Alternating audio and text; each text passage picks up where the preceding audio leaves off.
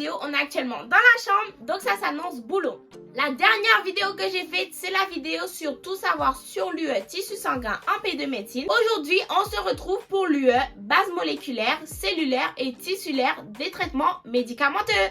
J'ai fait une fiche comme d'habitude pour qu'on soit cadré en fait. Pour cette UE, je n'allais pas en amphithéâtre car il se faisait majoritairement en e-learning, c'est-à-dire sur la plateforme numérique. Les cours en e-learning ont duré 22 heures, tandis que les cours en amphithéâtre ont duré 8 heures. Et en fait, ces amphithéâtres, c'était plus des amphis de révision où tous les profs venaient et on revoyait chapitre par chapitre. Je vous conseille fortement d'aller aux amphis de révision car ils posent des questions sur ce qui va tomber aux examens et en fait ça se fait sous forme de jeu et ils présentent des caouts ou des wouklas et en fait vous pouvez répondre et c'est super interactif. Finalement, ces amphis de révision constituent un condensé des cours et c'est beaucoup plus intéressant. On commence par le tout premier chapitre qui correspond à l'introduction. Vous allez parler des agonistes complets ou partiels, mais aussi des antagonistes compétitifs ou non. Pour apprendre ce chapitre, je vous conseille de faire des schémas. Vous pouvez faire un schéma global avec les différentes courbes pour montrer si c'est un antagoniste, un agoniste, est-ce qu'il est partiel ou complet. Et sur ce schéma, vous allez pouvoir mettre les efficacités maximales, mais aussi le KD, l'affinité, etc. Voici un exemple de schéma que vous pouvez réaliser avec le pourcentage de réponse maximale en fonction du log de la concentration. Vous pouvez voir tout en haut qu'on a l'agoniste entier. Juste en dessous, on retrouve l'agoniste partiel et tout en bas, l'antagoniste. Et sur cette courbe, il faudra savoir placer l'efficacité maximale, mais aussi le KD. J'ai décidé de rajouter aussi ce petit quiz qui est super parce qu'en fait c'est le genre de questions qu'on va vous poser avec différentes courbes et il faudra savoir comparer et dire lequel est plus puissant ou efficace.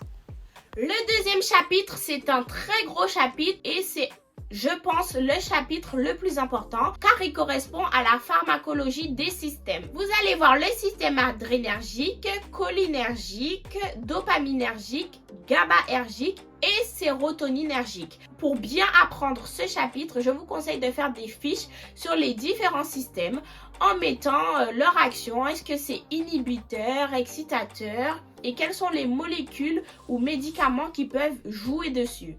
Vous allez avoir un chapitre sur les antalgiques avec les différentes classes et les prescriptions. Je vous propose ce petit schéma hyper simplifié des différents antalgiques de palier 1, 2, 3 avec les différentes molécules que vous connaissez comme le paracétamol, la codéine, etc. Et en plus, il montre quelles sont les associations synergiques qu'on peut faire. Je vous ai trouvé un deuxième tableau super intéressant où on a du coup la même chose, les paliers 1, 2 et 3, sauf que là on a tout ce qui est posologie, voie et galénique. Par contre c'est un tableau de la Haute Autorité de Santé qui date de 2016, donc il y a certaines choses qui peuvent changer. Le chapitre suivant correspond à la pharmacocinétique pratique. Il faut aussi savoir la définition de la pharmacocinétique. Il s'agit de l'étude du devenir de la substance active qui était dans le médicament après son administration dans l'organisme. Il existe un mémotechnique que vous connaissez sûrement et c'est ADME. A pour l'absorption, D pour la distribution, M pour la métabolisation et E pour l'élimination. Je vous conseille de faire des fiches sur les différentes étapes. Voici un petit exemple de fiche que vous pouvez retrouver aussi sur internet. Pour finir sur les chapitres, vous avez 4 petits chapitres. Voir les cours sera suffisant. Si vous voulez, vous pouvez faire des fiches, mais pour moi, le cours suffisait. Vous allez avoir un chapitre sur la pharmacovigilance et la pharmacodépendance. Le chapitre qui suit, c'est celui sur la prescription et l'information sur le médicament. Ensuite, vous aurez un chapitre sur le principe de bon usage. Pour finir, vous aurez le chapitre sur l'éducation thérapeutique, l'observance et l'automédication.